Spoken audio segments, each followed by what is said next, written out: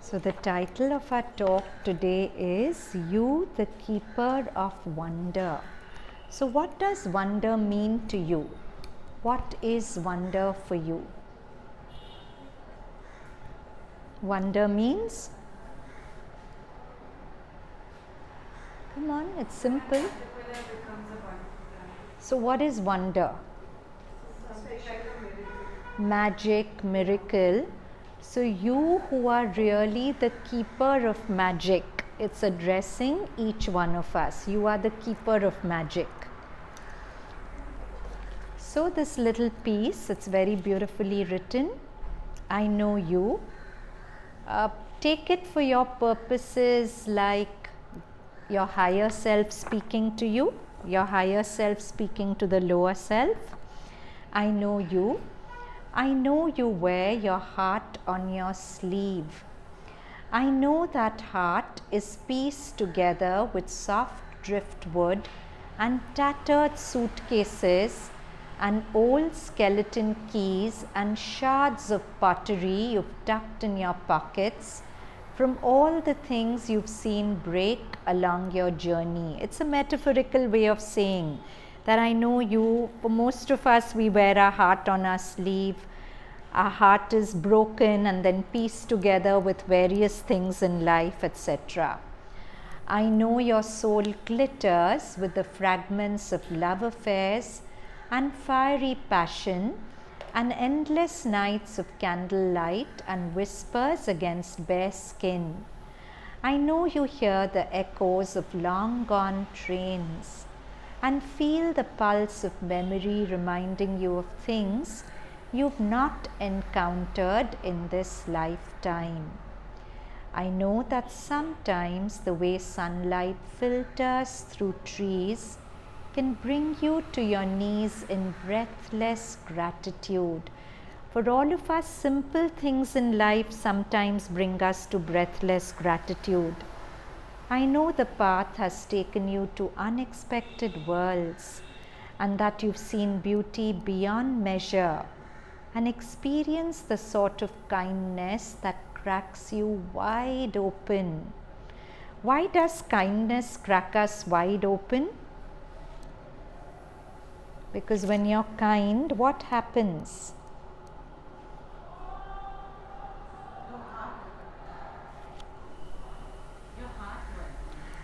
Your heart widens. Sometimes the kindness makes you feel so much compassion for the person you're feeling kind towards that it almost is a sweet ache and it cracks you open. So I know it has also been hard, and your edges have been made rough and sharp and then worn down again and again. I know that you've been told that you feel too much and that you can't quite shake the fear that you'll never truly be enough. How many of us have been told that you're too emotional, you feel too much?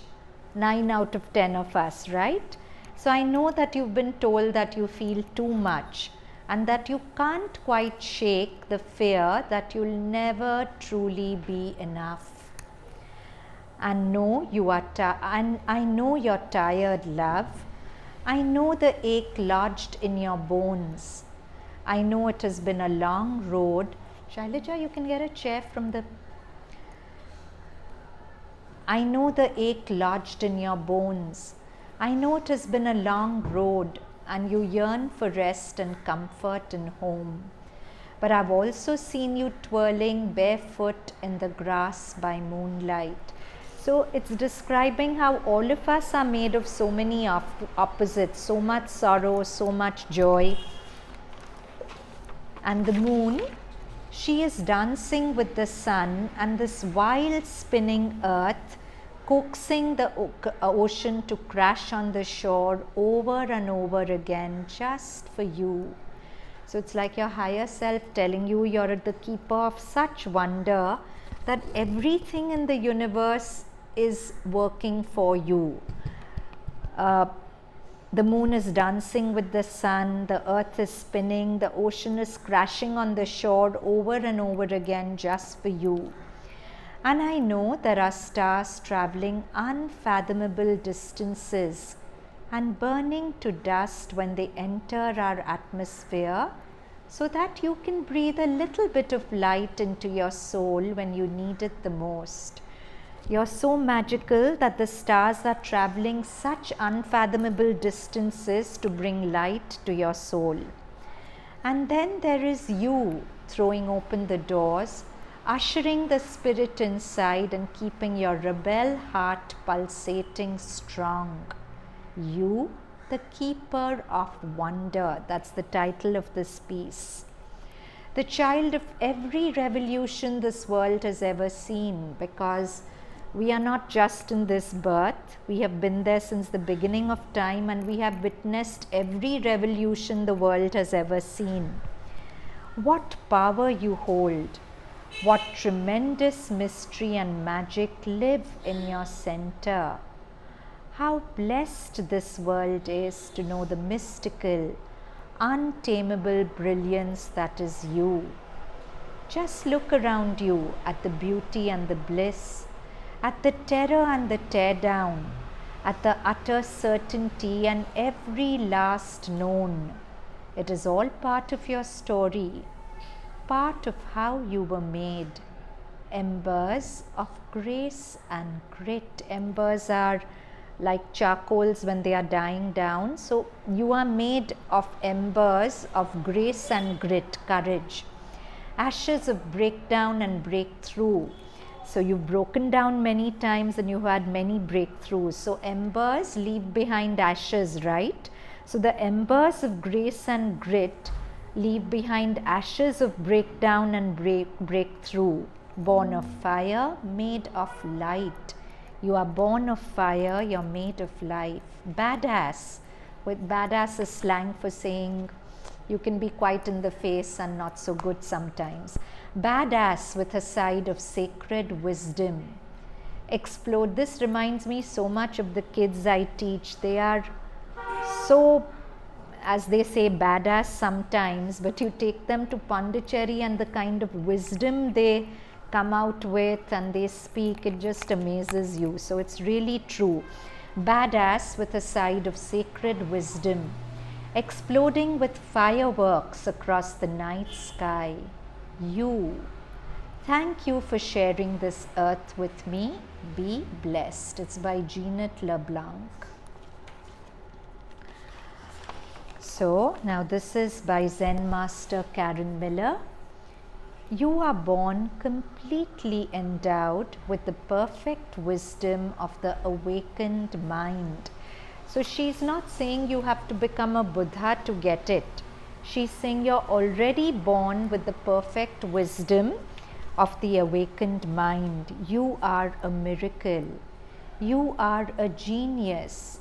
You eat when hungry and sleep when tired. You are a Buddha. So she's not just being like for the sake of writing, but think about it. Before your mind is even fully developed, you're a child. You don't know about digestion, what's good, what's bad, but there's such an organic wisdom flowing through you that without even thinking, as a child, you do exactly what is required to make you grow and do whatever you have to do. I mean, the fact that a child cries when he's hungry, he has no thought. But there's this higher wisdom working through the child, the enlightened mind working through the child, that makes the child cry when he's hungry. And that's what makes you a wisdom. You are a genius. You eat when hungry and sleep when tired. You are a Buddha. But in the same way that you will forget the circumstances of your birth, you will forget the truth of your being. As you grow up from child, when there's no thought to whenever, you will forget the truth of your being. And by forgetting what you are, you will suffer in the painful, fruitless search to become something else, striving against your own perfection to feel whole and secure. So beautiful. Because you forget who you are, you will suffer in the painful, fruitless search to become something else. We are never content with being what we are.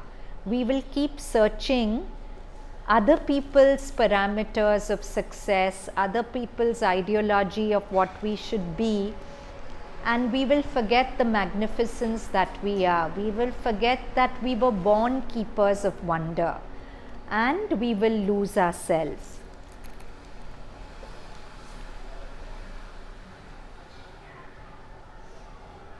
By your attachment to desires, you will squander the chance of endless lifetimes, the chance to be born in human form. Luckily, the chance to be reborn, to wake up, arises every moment. Your body is the body of inexhaustible wisdom. Your very body has the Buddha mind in it. Little bit of science, if you see, it's so true. I mean, basic scientific facts like we all know we have coiled DNA in our nucleus, our genes are, and they say that if you uncoil the DNA in every cell and put it end to end, you will be able to go to the sun and back, and that whole coil structure can fit in a matchbox size box. Can you imagine the intelligence that makes up your body? Or the fact that alveoli, the air sacs in your lungs, they fit in this much area, but if you stretch them out, you will be able to spread them over a whole tennis court. Or if you try to make a computer which does everything that the human brain does, even with our microchip technology, it would have to be as big as the moon, because the amount your brain does packed in so much. The mental intelligence of man, to do the same thing, it would need such a big computer. So your body itself is proof to you that you are the keeper of wonder, but we keep forgetting that. So your body is the body of inexhaustible wisdom. When will you realize it? So now we come to Savitri. Beautiful lines. It says, bliss is Godhead's crown, eternal, free. So Ananda or joy is the crown of the Godhead within us. It's eternal and it's not shackled. It's always free. Unburdened by life's blind mystery of pain. So look at the play of words. Pain is called a blind mystery because we don't understand pain. We don't understand why people suffer so much. We don't understand why we need to suffer so much. So it's blind. It's a blind mystery to us. We wonder, why is it happening? So unburdened by life's blind mystery of pain.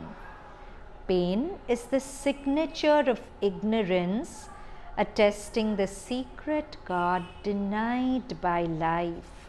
So we all read all the time about God, we all hear all the time about God, but in our day-to-day living, we almost all the time forget that all is God. We almost all the time forget that we are living as part of the sea, which is God. We are not fish in the sea, we are part of the ocean, which is God, because the fish is still separate from the ocean. But all of us are part of this ocean, which is God. But we keep forgetting that, and because we forget that, we suffer pain. Pain is the signature of ignorance, attesting. So any papers are attested by somebody, no? A will is attested by witnesses, whatever. So that one who signs says that, yeah, I'm testifying that this is true. So whose signature is on the document of life? Ignorance. Pain is the signature of ignorance. Ignorance is signing the document of life. What is it saying? That, yeah, I'm attesting that pain will be there till people discover God. It's such a beautiful play of words if you get it. Pain is the signature of ignorance, attesting the secret God. So ignorance is saying that yes, God is there. Look for Him and your pain will end. Like there's that saying, wherever there is ignorance, there suffering too must come, in Savitri only. So here it's the similar thought. Pain is the signature of ignorance, attesting the secret God denied by life. So wherever you see pain, recognize it as the signature of your ignorance, reminding you that you're suffering because you've forgotten God. In many, many ways, you've forgotten to remember Him, you've forgotten to remember that everything is His Leela, that everything's happening by His will, that even that person who you're disliking is God, all that, you've forgotten all that, so you're suffering. So pain is the signature of ignorance, attesting the secret God denied by life. Until life finds Him, pain can never end. Calm is self's victory overcoming fate. What a classical line. What does it really mean?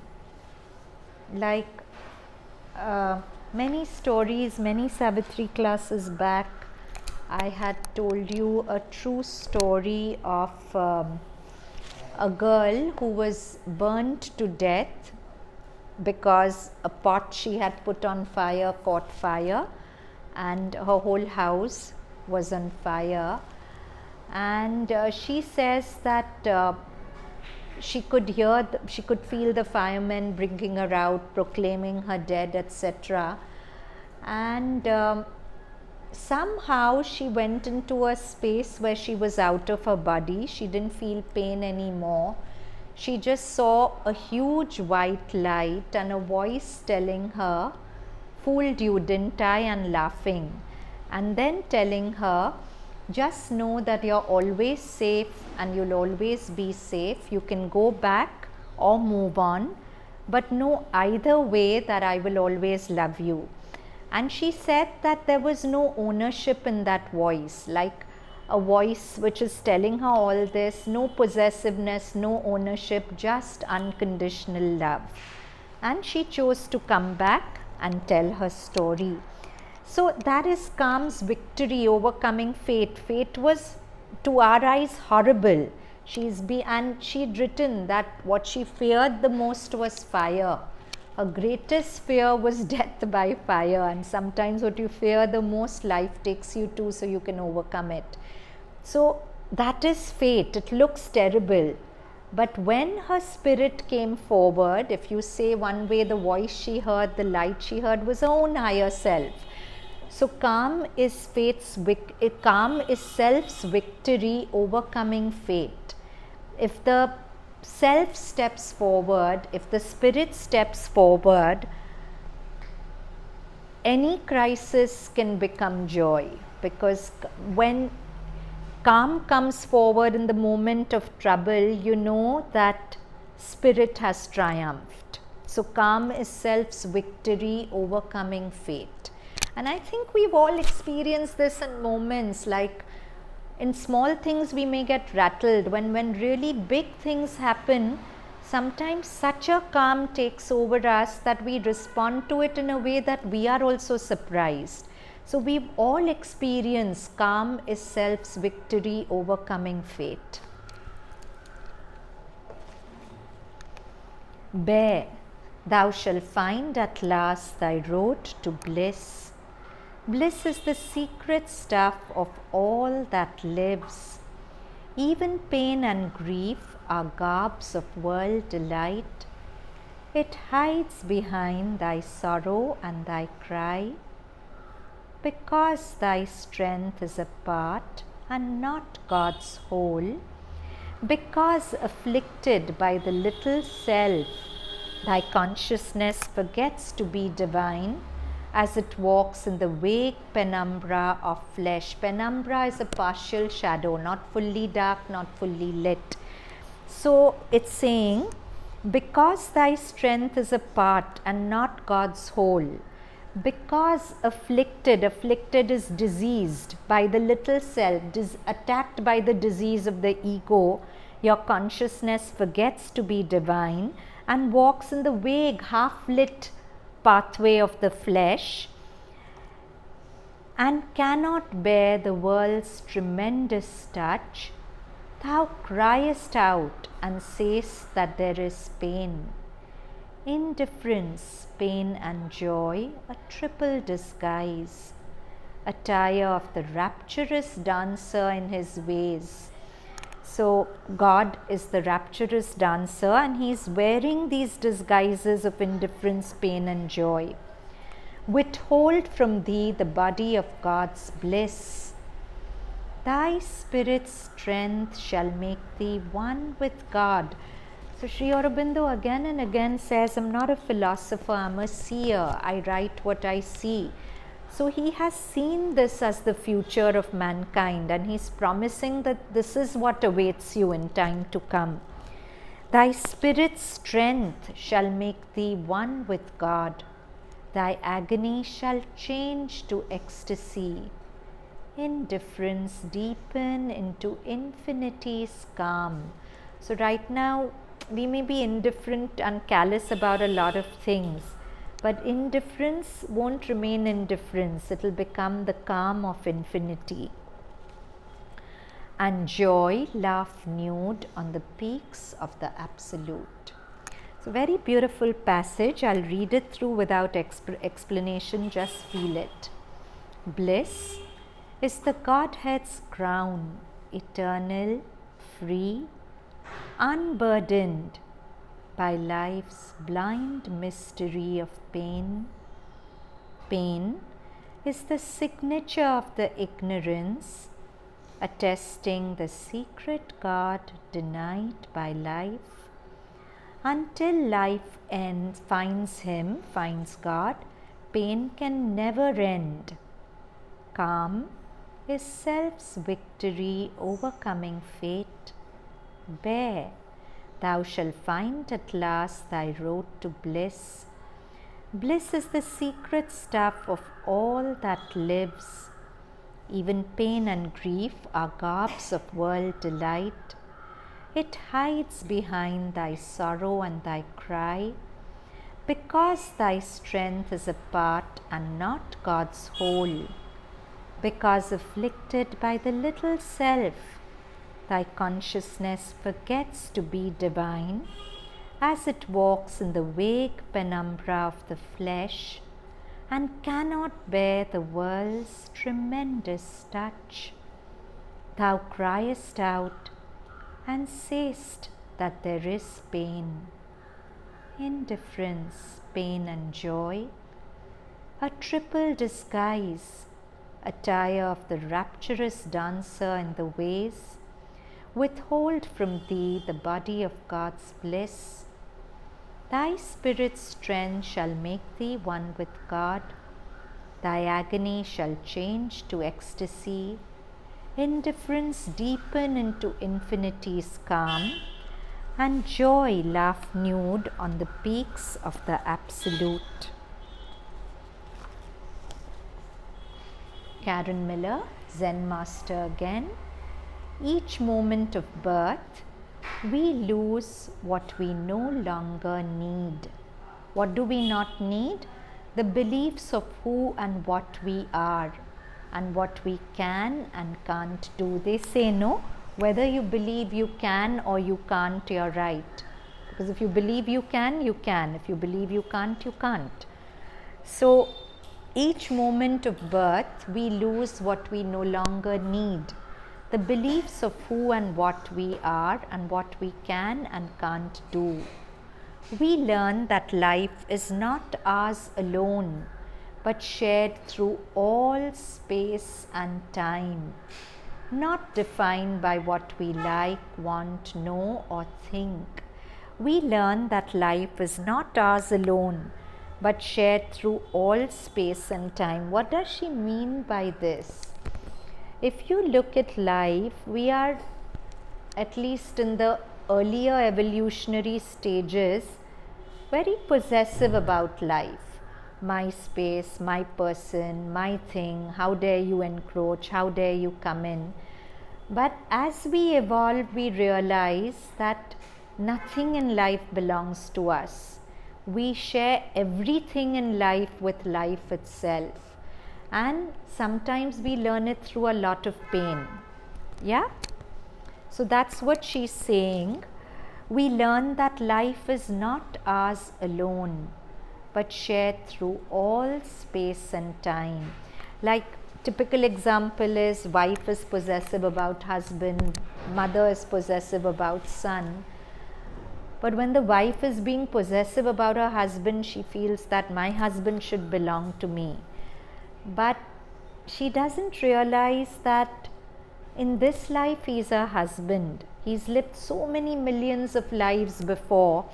He's had so many relationships with so many people in the past, and those relationships are bound to come to claim him in this birth. So if I want the husband just to myself, I'm not saying give him freedom to have affair. I'm not talking about all that. But when we are very sort of intimate with a person, we are hesitant to share the person with anyone else.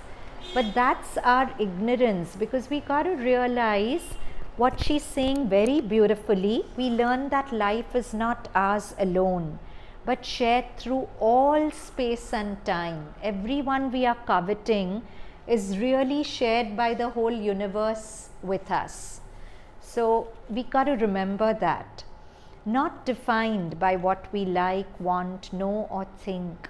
We get a good look at how much trouble we cause, how stubborn, selfish, and terrified we are.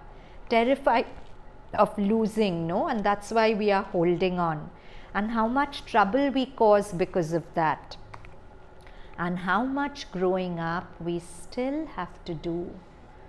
We learn the true nature of love as effortless and abiding, flowing naturally and forgiving everything. See, the more egoistic you are, the more difficult you find to forgive, because for the ego, it's very difficult to forgive a wound. But the less identified you are with your ego, forgiveness comes more and more easily, because as Sri Aurobindo said, God struck me with a human hand. Shall I say, I forgive you your insolence, O God? Because everyone is God. If you're with the ego, you won't remember that. You'll forget that in proportion to how identified you are with the ego. But in proportion to how weak your identity with the ego is, you'll remember that nobody is separate. Everyone is God playing with me, giving me exactly the experience I need. And you won't hold grudges. You'll maybe, it's human, for a moment you'll get annoyed, but it'll pass. You'll forget about it very soon. So,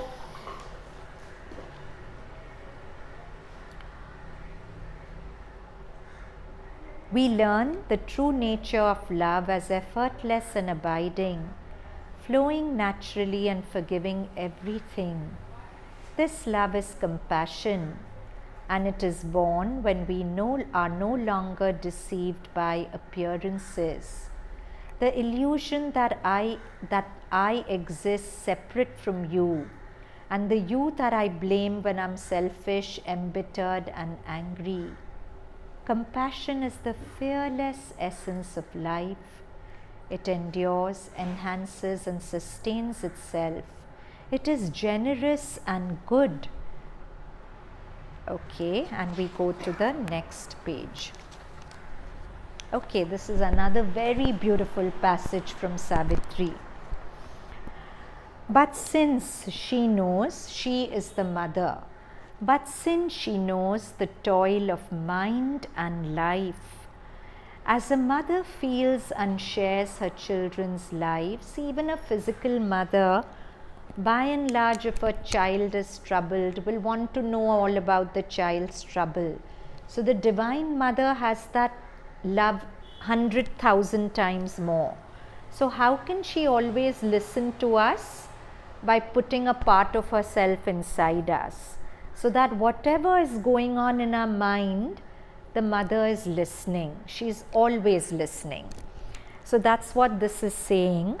But since she knows the toil of mind and life, as a mother feels and shares her children's lives, she puts forth a small portion of herself, a being no bigger than the thumb of man. Angusht matra, the Vedas say. For the psychic being, it's the size of a thumb.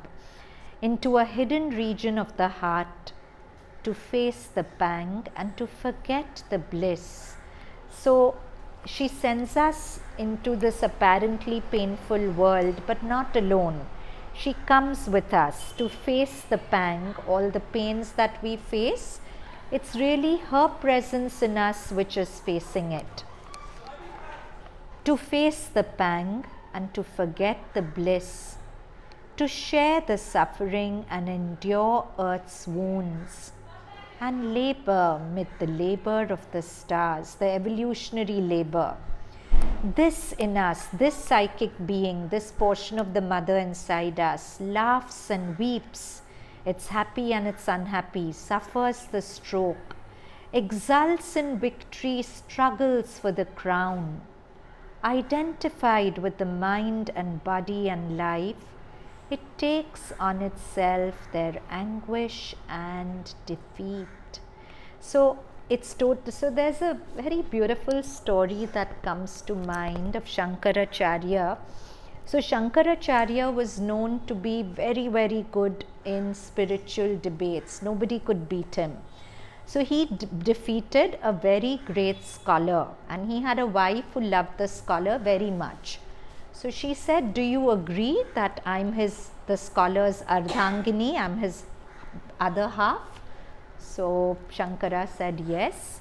So she said, in that case, unless you defeat me, you cannot have defeated my husband. So Shankara says, sure, what would you like me to defeat you in? So she says, I'll choose the topic and let's have a debate on that. So Shankara says, sure. So she says, I want you to debate with me on the whole process and psychology of sex, because Shankaracharya was a brahmachari. He knew nothing about it.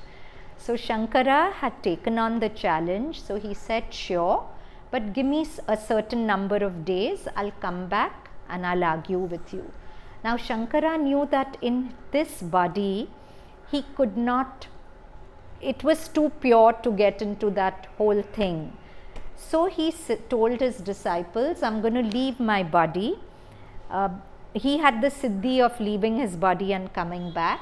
Look after the body very well, I'll be back soon. So he left his body at will, and at that time there was a king who was breathing his last, and they were all preparing for him to die, but suddenly he came alive. Shankara had entered his body, and then he lived on as the king, and he executed the duties, was with the queens, was doing everything. He completely forgot he's Shankara, and his disciples were waiting for the body, with the body, for long time.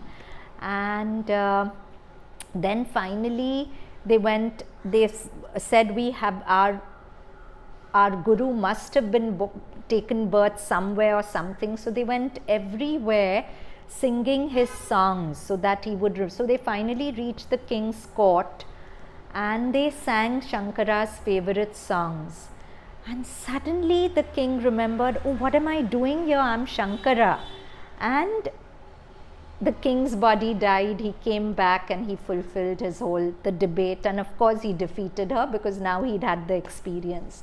But that is to say, the whole point of this is, even an enlightened being like Shankara, when he entered the king's body, he completely forgot. The Maya was so strong that it took much longer than he had anticipated, because if he remembered he was Shankara, he would never be able to be the king.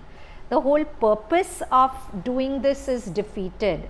So in a way, this answers our question of, if we are all bliss, why do we keep choosing births which could be painful, joyful? Because we need that particular experience in that birth, which is why we come back to get that experience, and we forget who we are, and then it's a whole cycle till we remember. So that's what this is saying. Identified with the mind and body and life, it takes on itself their anguish and defeat, bleeds with fate's whips and hangs upon the cross, yet is the unwounded and immortal self. Shankara was still Shankara, though he was in the trappings of the king's body.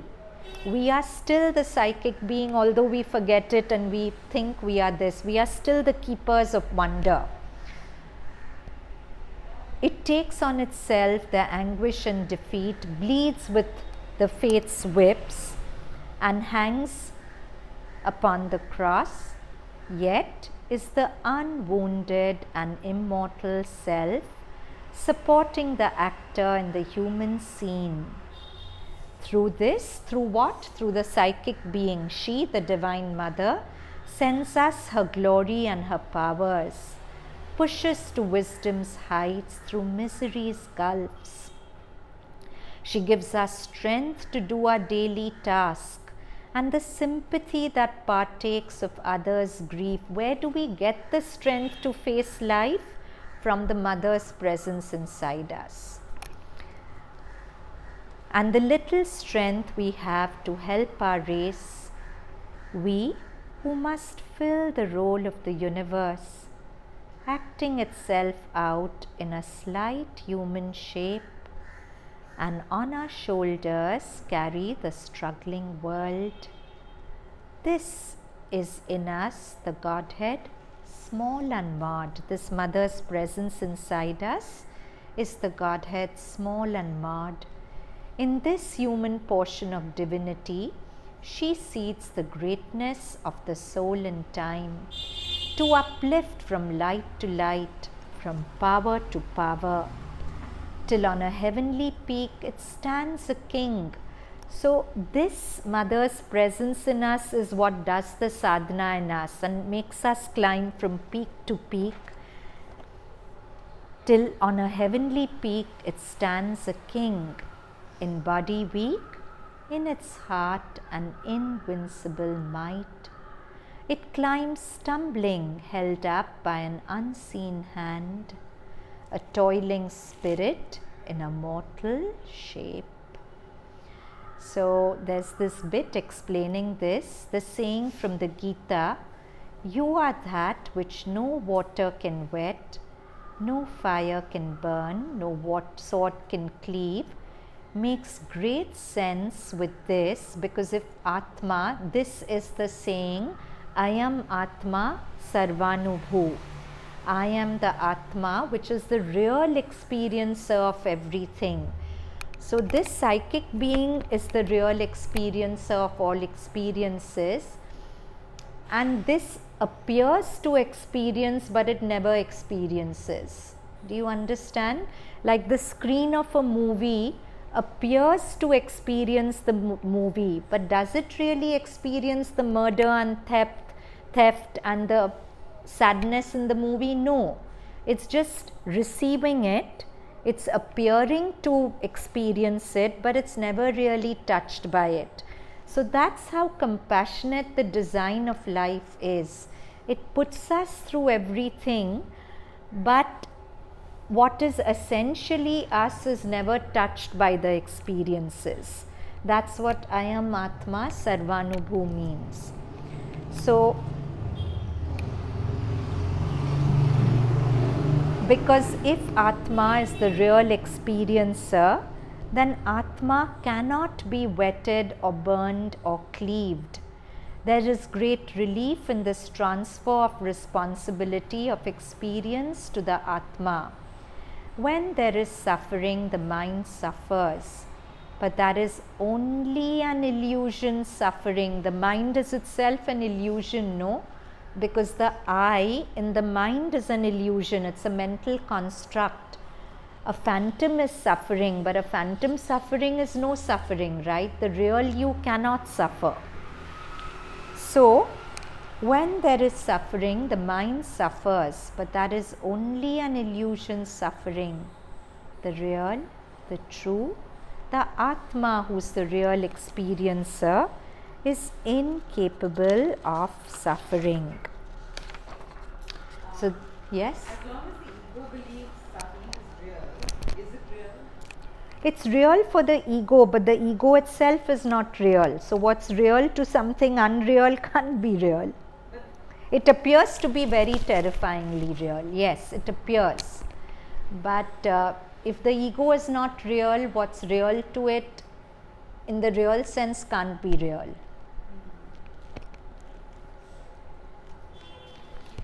So we come to the heart of the talk, what we've been exploring in all our meditation and yoga classes this week.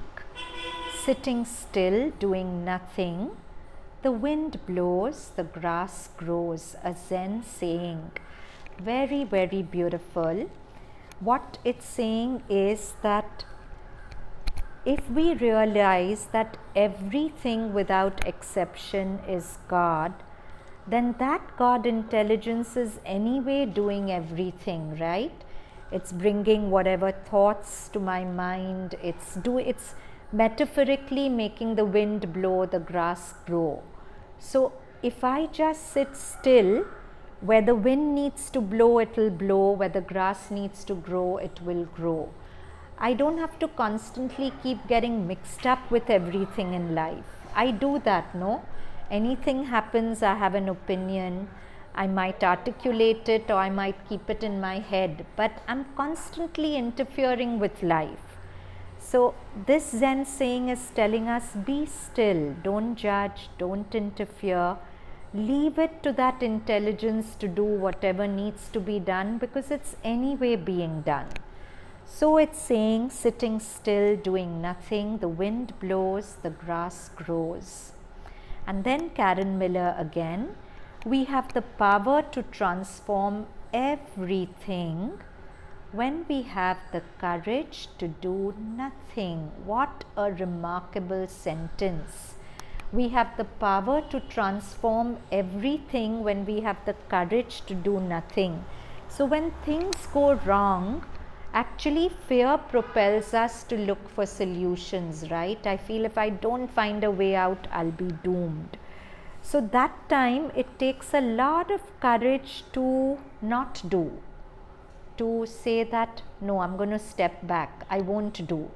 It needs tremendous courage, tremendous faith, because I feel if I don't do, I'll be doomed. And yes, sometimes you need to do, but very often my wisdom tells me that there's nothing I can do, but I can't sit still. I'll still keep flapping around trying to find a solution. So that's where she's saying, when you have the courage to do nothing, you have the power to change everything. So I'll remind you of a story I've said many times in past Savitri classes, but it really bears testimony to this. A true story of a man who had come to meet the mother in Pondicherry when the mother was in her body. And we all know that in those days, just 2 minutes of seeing the mother, the consciousness completely changed. I actually know people whose whole life changed just after those 2 minutes where mother stared into their eyes. So this man had also met the mother, and he left in a completely different consciousness, and he was flying out of Chennai in a plane. And there was disturbance, everything started cluttering around. It looked like the plane was going to crash. But this man sat back, and he was in such a different state of mind that he spoke to the mother. Mother, I've seen you. Now if I die, I'm assured you'll look after me in death. If I live, I'm assured you'll look after me in life. And he didn't have a vibration of fear in him. And after a while, everything settled, the plane landed. He wrote to the mother telling her this has happened. And when the secretary was holding the letter to give mother, mother said, oh yes, that letter is from so and so. His plane was destined to crash, but his surrender to me was so complete that my force could act completely and change the collective karma of everyone on the plane. And later on, there was one person who said his horoscope said he was supposed to die here, but he didn't die. So this man actually did it. He had the courage to do nothing in the face of death. You need tremendous courage. And that courage was also a gift of grace because he'd met mother. So because he had the courage to do nothing, that one man had the power to change everything. He changed it for everyone. So that's what it's saying, that when things go wrong, if you can actually be still inside, sitting still, doing nothing, the wind blows, the grass grows, then you'll see that whatever is out of control falls into place. The universe corrects itself when you correct yourself inside. And silence is the greatest correction. If you can really bring your mind to stillness and faith, everything outside gets taken care of. So it's a tremendously wonderful thing she said. We have the power to transform everything when we have the courage to do nothing, to make peace. Stop tossing stuff into the water. The beauty of a pond is that it is muddy. This is my inexhaustible desire. So we see a muddy pond. The pond is a metaphor for our life, and we want to clean it. But the muddiness of the pond is the best naturally purifying system, right? So we just let it be muddy and it purifies itself. It's a beautiful metaphor for life. So the beauty of the pond is that it's muddy, and through that muddiness it's cleansing itself. This is my inexhaustible desire, that you will find a guide who is both patient and daring, unafraid to let you struggle, drift, and finally settle into the tempest of your own deep shit. One who will keep you quiet company as you go deep and dig until you look up and see that you're not sinking, you're not hopeless, your cause is not lost. There is no fix and no problem, no hurry and no wait. So, you know, when things go wrong, one way is to get very troubled and flap about, and then the problem gets more and more magnified. But if you just sit still, if you do a good yoga class, a good whatever brings you to stillness, you suddenly wonder, what was the problem? What was I getting so hassled about? So then you see that there is no problem and no fix, no hurry, no wait. You're sitting upside down in the echoless calm of a vast clear ocean. No wind or waves, and you are breathing, breathing, breathing. So now Osho's words to support this.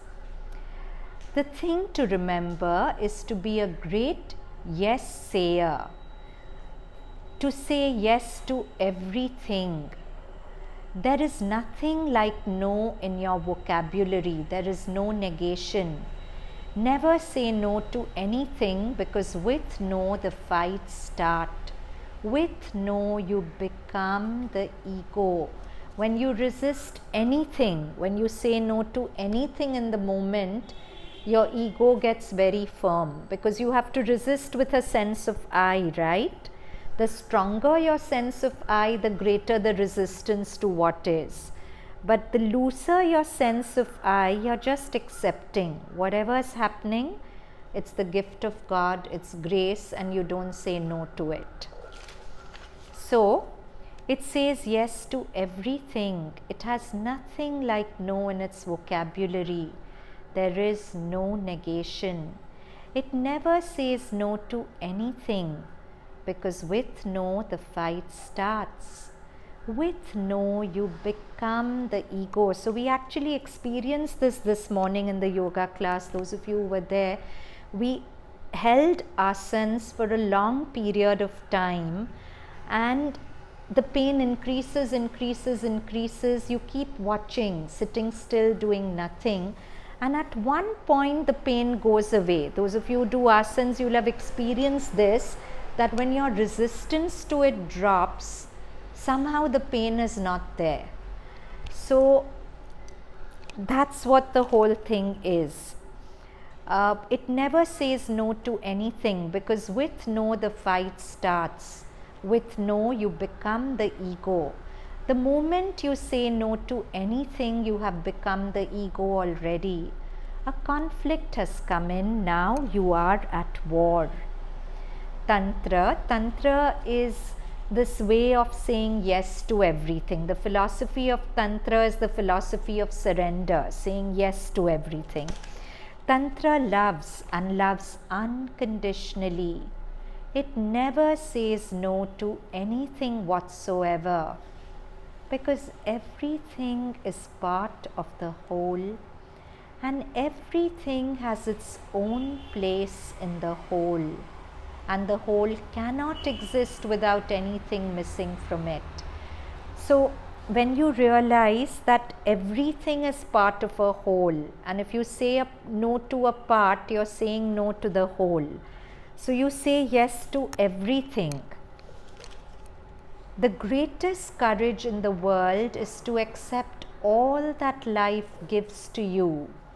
And this is what I'm trying to help you towards, to accept all that life gives you, and accept it in deep humbleness as a gift.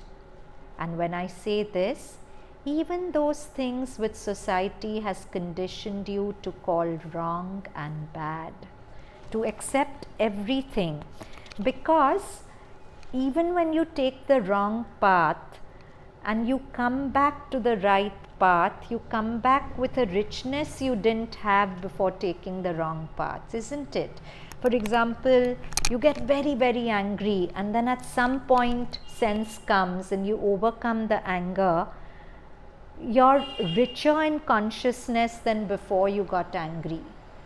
So in the Bible, there's that story of the prodigal son, where a man had two sons. One was very nice, did everything the father said. The other son was a prodigal. He went away, he squandered all the father's money.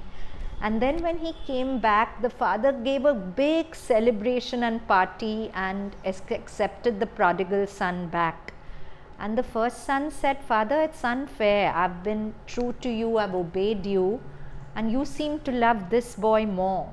So the father said, but you don't understand, because he strayed, there's a richness he's come back with which you don't have because you never strayed.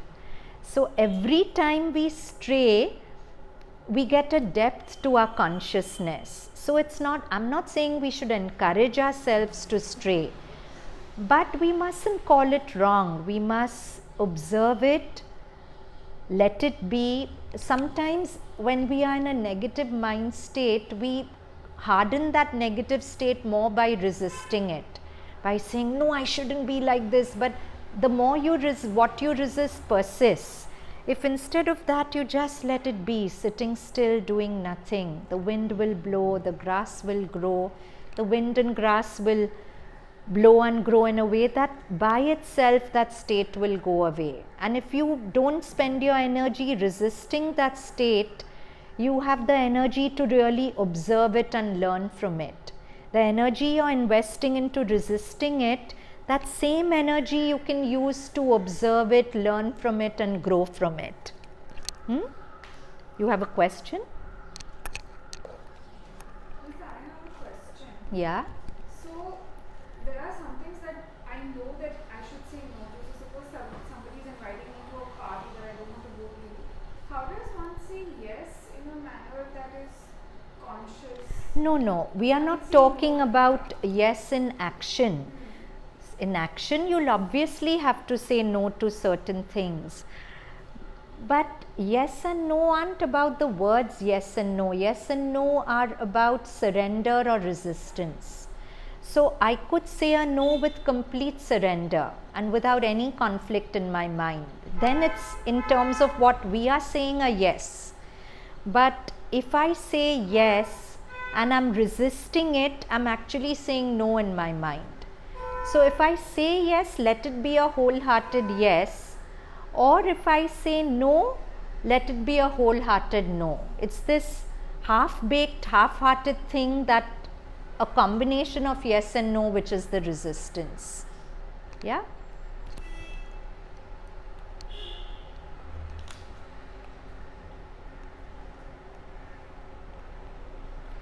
The greatest courage in the world is to accept all that life gives you. And this is what I'm trying to help you towards.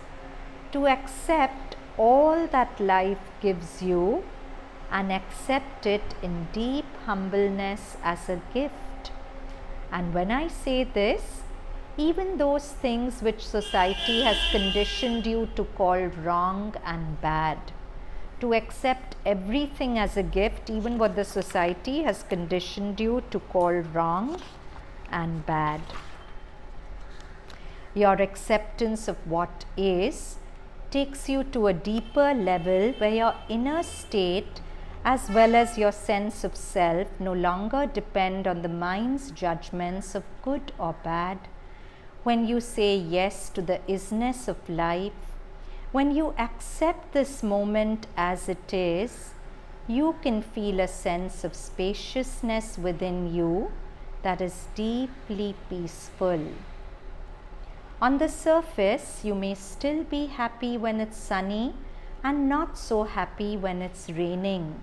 You may be happy at winning $1 million and unhappy at losing all your possessions. Neither happiness nor unhappiness, however, go all that deep anymore. They are ripples on the surface of your being. The background peace within you remains undisturbed regardless of the nature of the outside condition. The yes to what is reveals a dimension of depth within you that is dependent neither on external conditions nor on internal conditions of constantly fluctuating thoughts and emotions.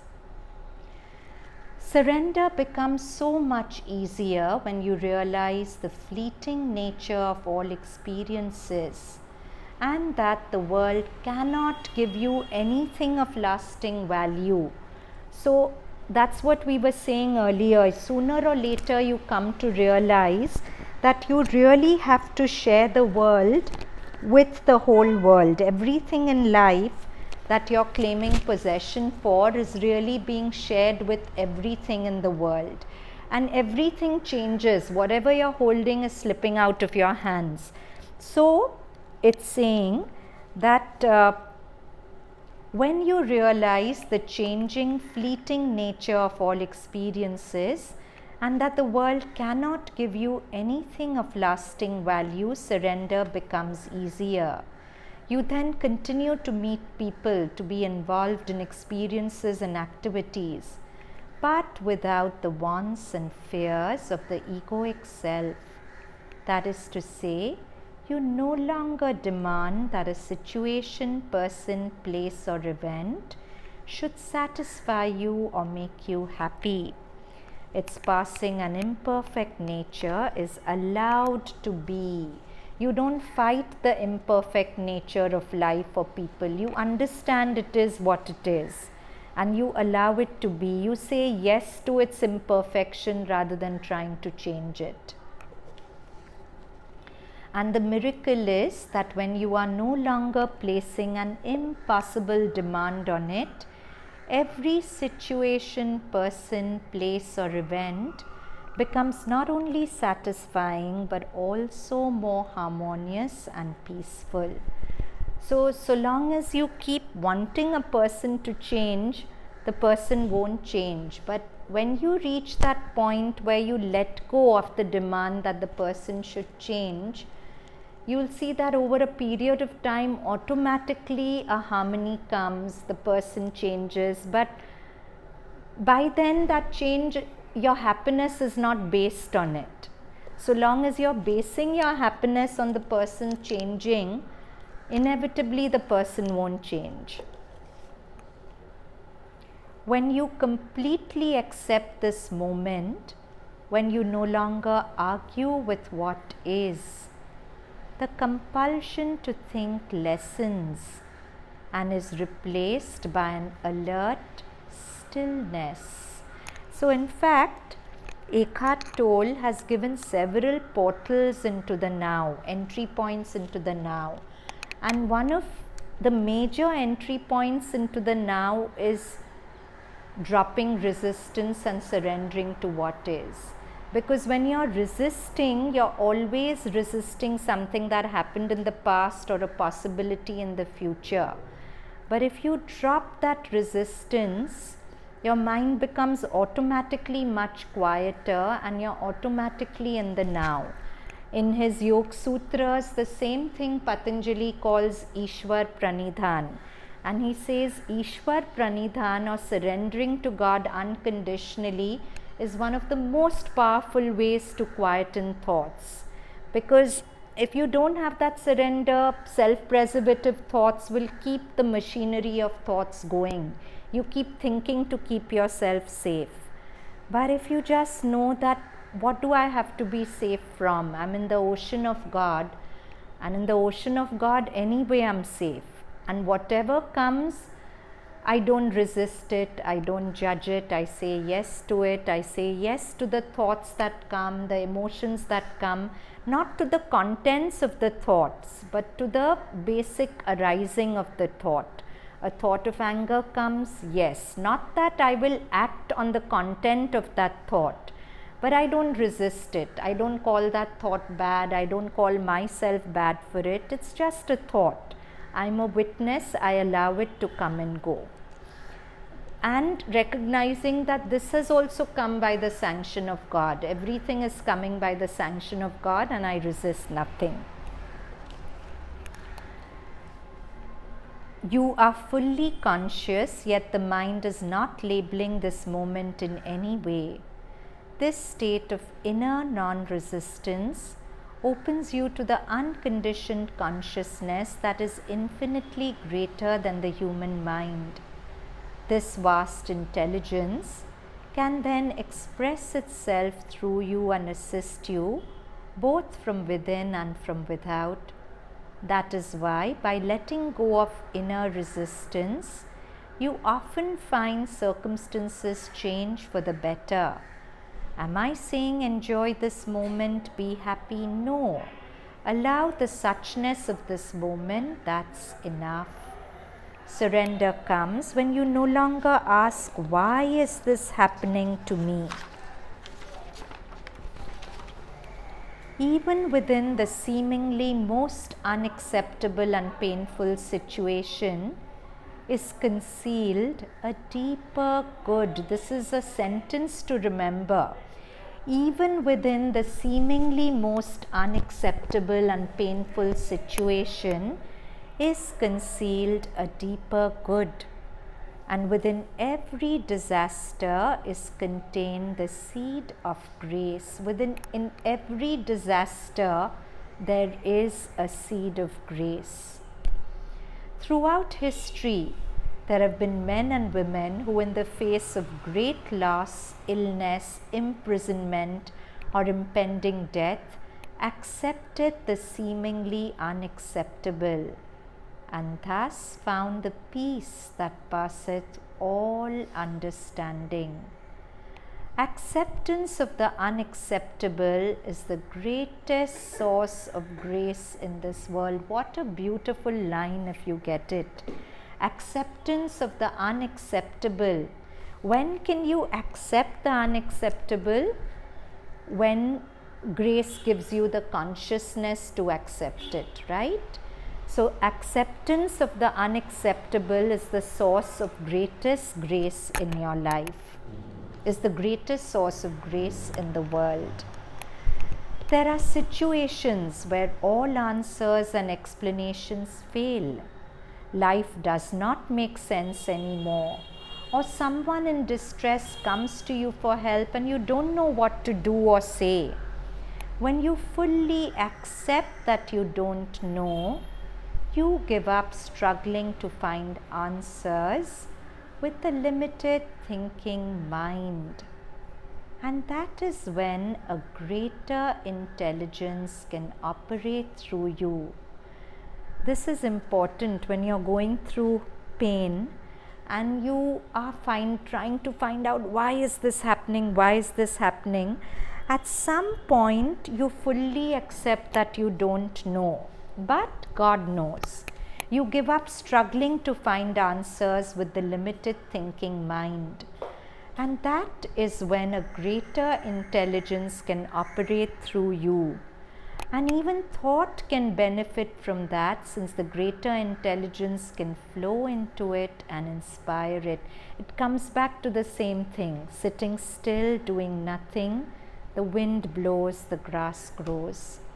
Sometimes surrender means giving up trying to understand and becoming comfortable with not knowing. So beautiful. Another definition of surrender, giving up trying to understand and getting comfortable with not knowing. Do you know of someone whose main function in life seems to be to make themselves and others miserable, to spread unhappiness? I'm sure we all know them. Forgive them, for they too are part of the awakening of humanity. They too are part of this whole evolutionary process. The role they play represents an intensification of the nightmare of egoic consciousness, the state of non-surrender. There is nothing personal in all this. It is not who they are. Do you understand what Toll is saying here? Do you understand? What is he saying? Why should we forgive those people whose main function seems to be to make us and everyone around miserable? Why should we forgive them? Not only that that's not what Toll is saying here, though it's true, they are helping to awaken us. Toll is saying that it's like somebody said something? That we are in an evolutionary crisis, and it's like the human species has to evolve to a species whose consciousness is free of the ego. So the egoic consciousness is putting up a tough fight because nothing in the world likes to die. It's like if there's bacteria in your body and your white blood cells want to attack it, the bacteria will fight tooth and nail to survive, right? And viruses often occupy your normal body cells and use your own body cells to reproduce. You know that. That's how a virus works. It enters the normal body cells, takes over the DNA to produce more viruses. But it's still a part of your body. It's not a virus. So the egoic consciousness is taking over these minds which are susceptible to it to put up a fight. It's not personal and it's not who they are. They are not the virus. They are still part of your body, those cells which have been taken over by the virus. So the bodies should still forgive because it's part of you. That's what he's saying. So forgive them, for they too are part of the awakening of humanity. The role they play represents an intensification of the nightmare of egoic consciousness, the state of non-surrender. There is nothing personal in all this. It is not who they are. Surrender, one could say, is the inner transition from resistance to acceptance. Such a simple definition of surrender. Transition from resistance to acceptance. From no to yes. When you surrender, your sense of self shifts from being identified with a reaction or mental judgment to being the space around the reaction or judgment. So beautiful. When you surrender, your sense of self shifts from being identified with a reaction or a mental judgment, I am this judgment, to the space around the reaction or judgment. It is a shift from identification with form, and form is not just the physical body, thought is also a form. It is a shift from identification with form, the thought or the emotion, to being and recognizing yourself as that which has no form, spacious awareness. Any questions? Anything to share? Okay, then let's sit quietly. Let's try and actually practice what we've heard in the talk today. The crux of it being sitting still, doing nothing. The wind blows, the grass grows, meaning that if God is everything, that God intelligence will make the wind blow where it needs to, will make the grass grow where it needs to. I don't have to constantly get mixed up with everything in life. When a disturbance comes, if I can just sit still with faith, not react, and just be a witness, the universe corrects itself. So now as you sit, we actually try to practice this. Toll says that one of the very important portals or entry points into the power of now, accessing the power of now, is surrender to what is saying yes to whatever arises in the moment. So you start by watching your breath. That is neutral. There'll be no resistance to breath, obviously.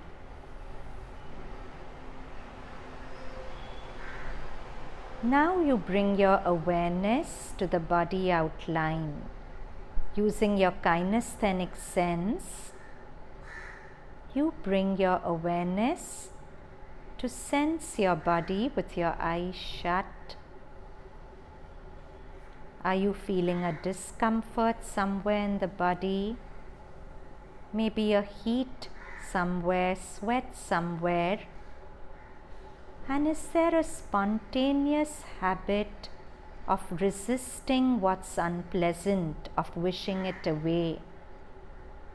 But suppose you remember Karen Miller's words, when you have the courage to do nothing, you have the power to change everything.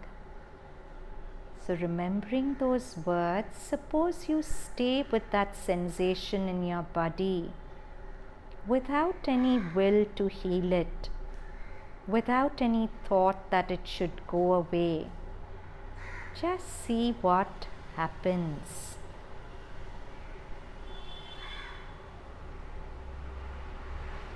Just loosening everything, dropping resistance, saying yes to whatever comes in the moment. For some of us, it may not be a body sensation, it could be an unpleasant thought. You don't sanction the content of the unpleasant thought. For example, that person's so irritating, I hope she goes away. You don't sanction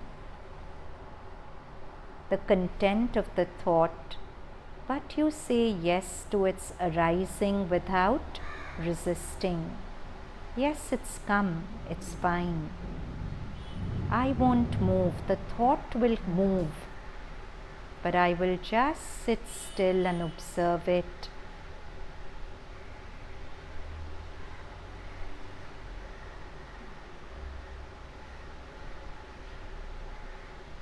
Few minutes during the day every now and then. So beautiful to remember these two sentences. Sitting still, doing nothing. The wind blows, the grass grows. And when I have the courage to do nothing, I have the power to transform everything.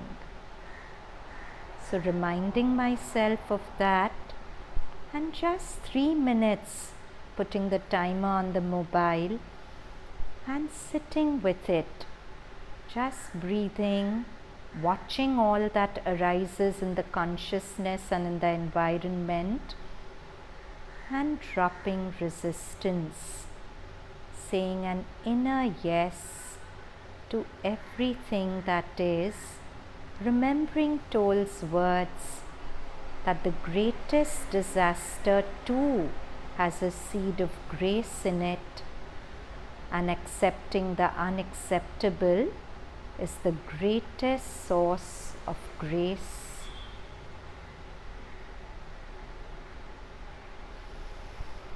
Folding the hands together in a namaste, let's end with 3 Oms.